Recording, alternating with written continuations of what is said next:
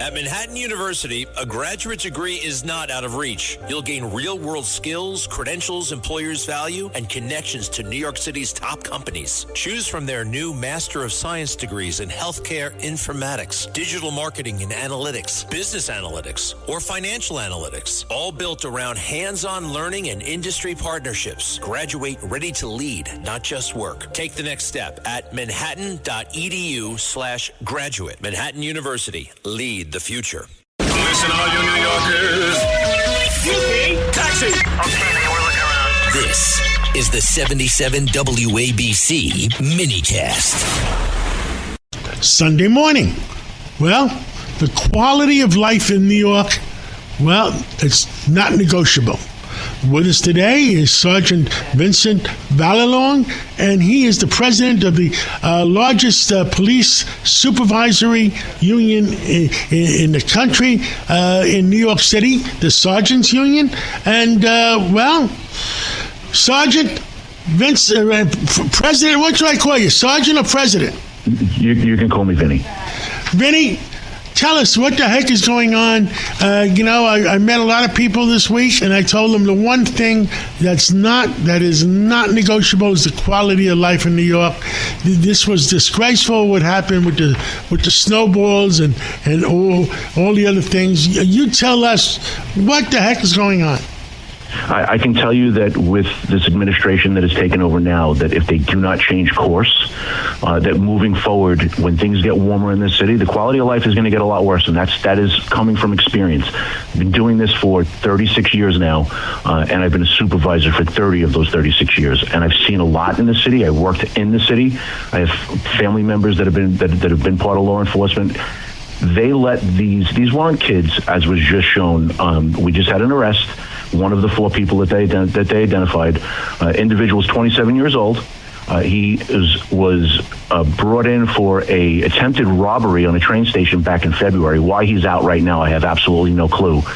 But the degradation of what took place in Washington Square Park and what happened to these cops inside that park is just going to expand when you have a mayor that sits back and frivolously looks at these things and paints them as being a children's snowball fight, which it clearly was not.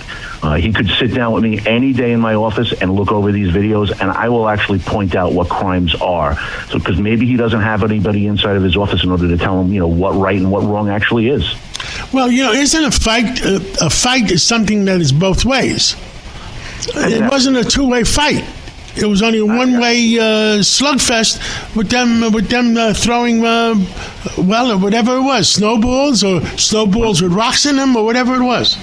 They were ice blocks, a lot of them. And I remember when I was a young cop being on Avenue C and Avenue D in Lower Manhattan, and that was when it was all abandoned, when there was no buildings that were built up there. And I remember on snowy nights having snowball fights with the kids. That's a different story. Like that's like a community outreach. This was lawlessness. All right, this was done in order to promote an event that was put online to have everybody show up to, and they were looking for an outcome in order to support what it is that they do, and it really is lawlessness. There is no other way to describe this. It wasn't a group of kids. It was a mob, is what it was, and they were disrespectful. They were assaulting the police officers. How it is that you have an individual in this mayor that he refuses to call an assault an assault. And he's using every word under the sun to say exactly what it is. But then again, you know what? It seems as if we all knew he campaigned on that to begin with. Well, I hope that what I said on television last week, I said he's a smart guy. He's a very smart guy, and I hope he learns from mistakes. It's very easy to turn around tomorrow and say, you know what?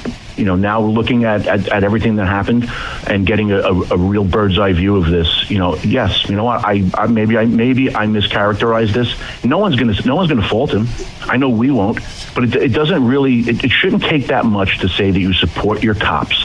We're not like every other city worker that's out there, right? We put our lives on the line every single day we put that uniform on, and all we're asking is for the support of the person who's running the biggest city in the world.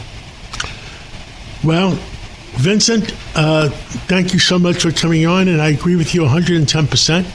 And let's pray for a better tomorrow. And I've always tried to be optimistic for a better tomorrow. And let's catch up again real soon.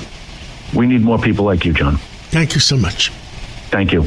Rural Americans deserve access to the best our nation has to offer, especially when it comes to health care. Across every state and every community, America's rural hospitals are the first line of defense, protecting our families, neighbors, and loved ones. No matter where you live, hospital care doesn't clock out. They're there 24 hours a day, 7 days a week, 365 days a year. Each year, America's over 5,000 hospitals care for millions of patients, providing 24/7 emergency care, delivering babies, cancer treatments, and other life-saving care that patients rely on. Behind every one of those patients are doctors, nurses, and caregivers working tirelessly to keep people healthy and safe. Hospitals are our community's lifelines. They employ our neighbors and keep our families' health. But now, some in Congress are threatening access to care. Tell Congress, protect patient care to keep America strong. Don't cut rural health care.